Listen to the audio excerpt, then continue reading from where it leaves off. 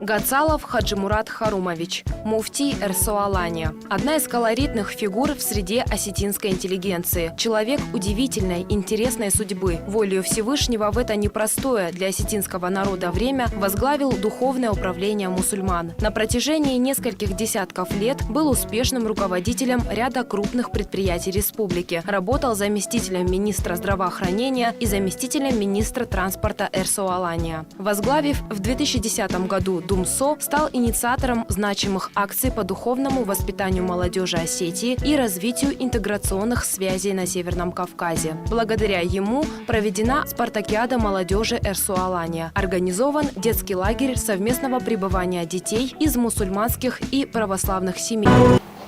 Уважаемый муфтий, вот мы опять встретились, и у нас очень интересная тема. Мы намеревались поговорить о алкоголизме.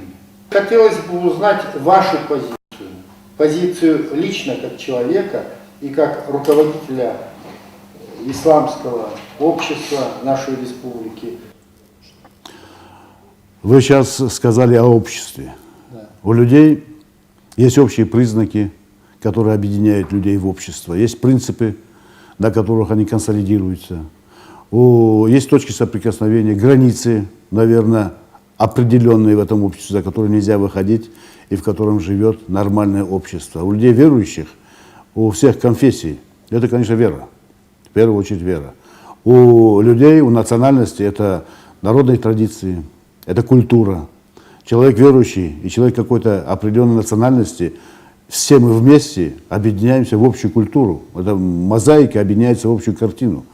Та культура, на которой растет наше сознание, наше мировоззрение, наши дети, наше общество. Туда входят, я уже повторяюсь, традиции. Мы сегодня, вы правильно заметили, то пьянство, вы первый назвали его ритуальным пьянством. Я вам благодарен за это научное определение, потому что, когда мы говорим об обществе, о его пороках, наверное, надо определить границы, определить позиции этого общества, определить то, что мешает этому обществу, для того, чтобы гражданским сопротивлением лишить той основы, которая разбивает наше общество. Именно вот этого пьянства. Мы определили его как ритуальным пьянством. Да, сегодня оно бич, порок нашего общества.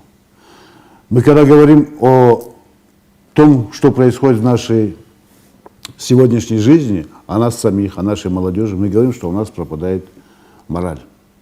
Мы о поведенческом настрое говорим. Мы говорим о коррупции. Мы говорим о многих пагубных пороках, которые разрушают нашу мораль, стержень нашего общества. Я считаю, что основа всему этому пьянства, о котором вы говорили. Вы знаете, удивительное положение воспитания нашей молодежи.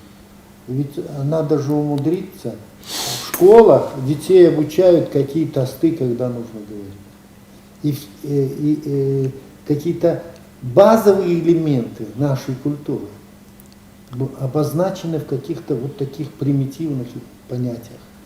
И потом, ведь обратите внимание, практически все вещи, вот эти дружба всякая между парнями, общение чаще всего заканчиваются застольем. А застолья, они по сути своей разрушительны. Хорошо, начали с того, что подвели базу именно сатанинского вмешательства в мысли человека, в его дела. И сегодня очень многие люди это отрицают. Это есть, когда вы сказали, что сегодня на уровне школьной базы людей приучают к тостам. И навевают, внушают мысль, что это культура. Это не культура, это псевдокультура. И когда вот это делается в рамках всего общества, это и сатанинское наушение. Мы когда говорим о сердце, о душе, мы когда говорим о поведении человека, что у нас базовые понятия? Это искренность, это честность, это справедливость. Это понятие, на котором базировался человек, тот человек, наш старший, о котором мы говорим, что ухдауджин лахудей. Разве можно вот эти понятия честность, искренность и справедливость приравнять к алкоголю, приравнять к потреблению алкоголя?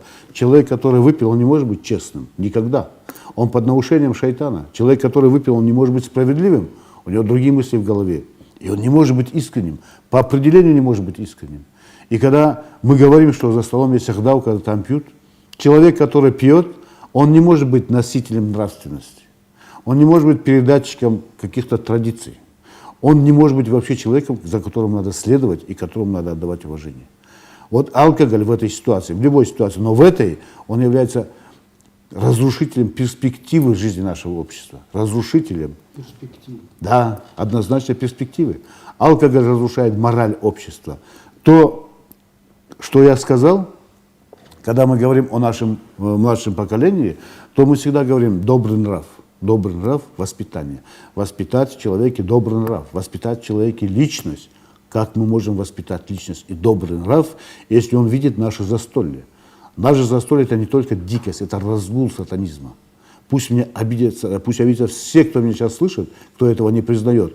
Пусть они включат видеокамеру и посмотрят на начало застолья, и посмотрят на этих же людей, которые сели через 1,5-2 часа. Пришли нормальные, хорошие, вроде бы, люди, серьезные, а через 2 часа это уже не те люди. Это уже не серьезные люди, это уже исчадия ада, это шайтаны. Мы должны быть справедливыми по отношению к детям, мы должны быть справедливыми по отношению к себе. Всевышний Аллах, предупреждая людей, Он сказал: будьте справедливы по отношению к себе, ибо я запретил несправедливость себе и запрещаю ее вам. Это о чем говорит? Аллах сказал, что я буду судить справедливо. И если мы сегодня поступаем несправедливо, то и суд будет такой же. Мы за это будем отвечать. Будем отвечать за то, что мы разрушаем основу нашего общества, нашу молодежь, внушаем, что это хорошо. Это сатанинское заявление, культура питья, она настолько ложно, настолько заблуждает человека. Не может быть питье культурой, не может быть никогда. Культура – это совсем другая категория отношений людей друг к другу. Поэтому я благодарен вам за вопрос. И если мы поймем, что в основе этих застолий, в основе алкоголя сидит сатанинское наущение, спасибо вам, с чего вы начали, человек, выпив какую-то порцию алкоголя, он способен на все. И им уже управляет не его человеческая сущность, им управляет шайтан, сатана, бес. Это основополагающее понятие воспитания доброго нрава и воспитания человека. Ведь удивительные вещи. Иногда говорят: это не я тебе обещал, это водка пообещала тебе, которую я выпил. В своем вопросе затронули такую глубокую мысль. Вы сказали, что человек после застолья выпивший на другой день говорит, что я был пьяный, извини, мои обещания, они не имеют под собой силы, и я не собираюсь их исполнять. Это говорит о том, что за столом нету морали. Нету за столом, где существует водка. Но это говорит и о том, что и после морали нету. Не состоится. Да, не может состояться. Конечно. Не может состояться морали после выпитого. Значит, и до этого не было. Если человек приходит за стол, садится, он знает, это стереотип. Он четко вложился в него, он знает, что он может пообещать. И у него скидка будет на то, что он пил алкоголь. Это заранее вкладывает в человека мысль, что он не отвечает за свои слова, что он не искренен, что он несправедлив и что он нечестен. Разве может быть алкоголь культурой питья? Нет, не может быть. Вы задали вопрос о наших предках, задали вопрос вот о том ритуале, о котором вот я впервые слышу.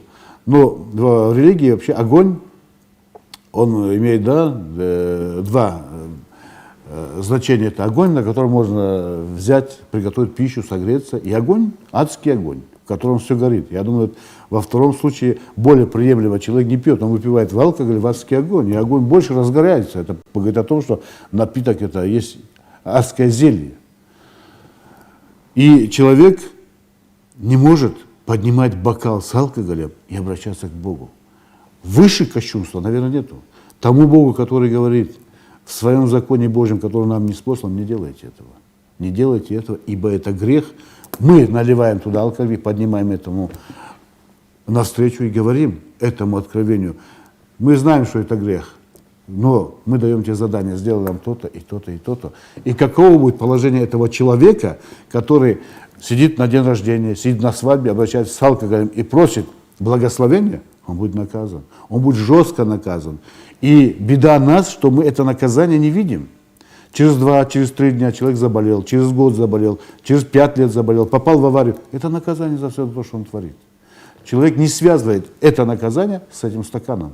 Попав в аварию, заболев, получив какое-то несчастье, он опять делает 3 пирога, наливает туда водки и опять обращается к Богу. И мы прокляты. Мы прокляты поэтому. Это все идет, опускается, накапливается. Это накапливается в сознании. Это делает сатана. И нас уменьшается. Вы очень правильно заметили. Не только простата виновна. Вы посмотрите на средний возраст наших мужчин, в каком они положении. Вы посмотрите, 60-65 лет, это же человек, он уже недееспособен как мужчина. Во всех его позициях, во всех его плоскостях. Он не может резко побежать, не может поднять чего-то, не может, он ничего не может сделать, кроме как может сидеть за столом и говорить тосты. Он недееспособен в отношении со своей семьей, со своей женой. Вы посмотрите, какая у нас демография страшная. Мы знаем, что в 1958 году по статистике Осетия занимала 2-е место по численности против чеченцев, после чеченцев. По Кавказу сегодня мы на предпоследнем месте, а чеченцев сегодня 1 300 000 человек. Вина. Чего? Дело в том, что когда показывают ЖИКи, вот в Чечне, взрослые мужчины 70-летние, они 80-летние, они такую энергетику показывают, что это удивляет.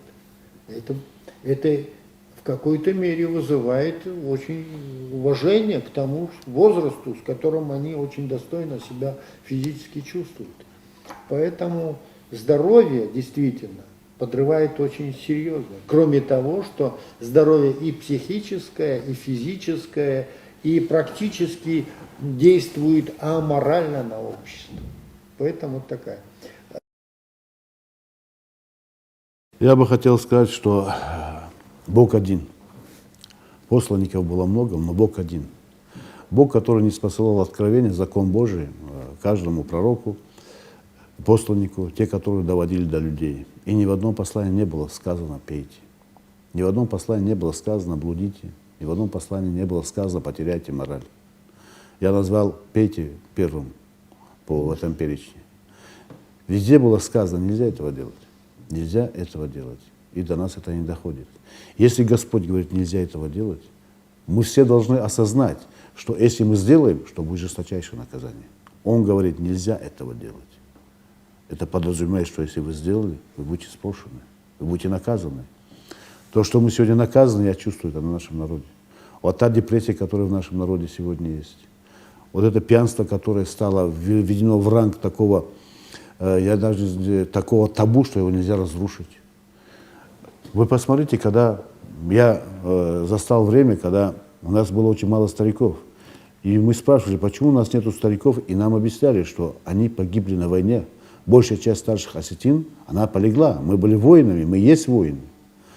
Но прошло столько лет, а где сегодня старики? Их и сегодня нету. В какой войне они участвовали? В войне с алкоголем. Да. Они погибли в этой войне. И никто, это беда общества, никто это не осознает. Я еще раз повторюсь, что мы должны определить признаки, которые разрушают наше общество, которые не дают идти нам вперед, которые не закладывают импульс в нашу молодежь. А это, вы правильно сказали, что это ритуальное пьянство. Определив их, мы должны создать какую-то государственную, гражданскую конструкцию, которая бы псевдокультуру убрала бы от наших людей, которая бы определила бы вот эту ось зла, которая сидит в нашем обществе, чтобы мы избавились от нее. Это очень сложно, очень серьезно. И я считаю, что без этого мы вперед не пойдем. Вы очень правильно сделали ссылку на наших соседей вокруг. Да, я вижу там общество 65, 75, 80 лет, которые энергичны, с румянцем, которые занимаются общественной жизнью, которые занимаются семьей. Эти деды, которые занимаются воспитанием своих внуков и вкладывают в них ту энергию и тот импульс, который потом движет здоровых нацию вперед. Мы сегодня потеряли это. Когда мы говорим о Багдаве, когда мы говорим, что нас не слушает молодежь, что мы не знаем, куда она идет, какая она, что она, кого она должна слушать. Поэтому мы должны начинать с этого. Не может человек, повторюсь, выпивающий, быть носителем какой-то культуры, он не может быть старшим в своем доме, он не может быть старшим, по сути, в своем роду. У нас уже есть случаи, когда за столом за таким ритуальным избивали старших. Я 3 случая конкретно знаю. Была драка, ударили старшего. О чем идет разговор за этим столом? Кто там является носителем каких ценностей национальных, которые будут передаваться другим? А молодежь стояла рядом и смотрела. И молодежь понимает, что Впитывать, что да, можно такого старшего ударить, можно поднять руку, можно сказать, можно оскорбить. А эти старшие — это наши отцы, деды, наши матери, наши братья. Вот здесь идет разрушение нашего осетинского общества и тех народов, которые рядом с нами. Спасибо. Вот вы всегда очень четко подмечаете суть проблемы. Мы сейчас можем опять вернуться в истоки нашего разговора, да, и мы сказали, что основой всех проблем является алкоголь. Основой всех проблем. У нас деторождаемость очень маленькая. Мы как нация усыхаем. Основа. Мы поздно женимся, мы сидим за столами, мы не занимаемся деторождением, нашим предназначением прямым, деторождением и воспитанием себе подобных. Мы говорим о нации и о обществе. Если мы не думаем о нации и о обществе, то мы не исполняем свою миссию. Мы бесполезно на этот свет появились, и мы за это будем спрошены. Пьянство, вы говорите об авариях, причиной убийств, драк, плохого поведения, как принято сегодня говорить, ненормативной лексики, это же пьянство. Вы сказали, что вот об этой аварии 60 человек, проверенных за один день, выявленных 60 человек пьяных за рулем, это катастрофа. Если проверяют-то не всех, кто вызывает подозрения, и не всех же записывают в это протоколы, будем прямо говорить.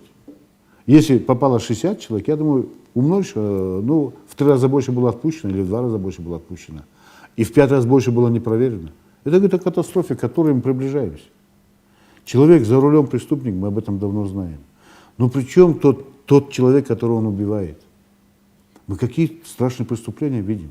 Я сегодня прочитал газету и узнал, что за 2 дня, субботы и воскресенье, в Осетии погибло 5 человек. 5 человек здоровых, молодых человек.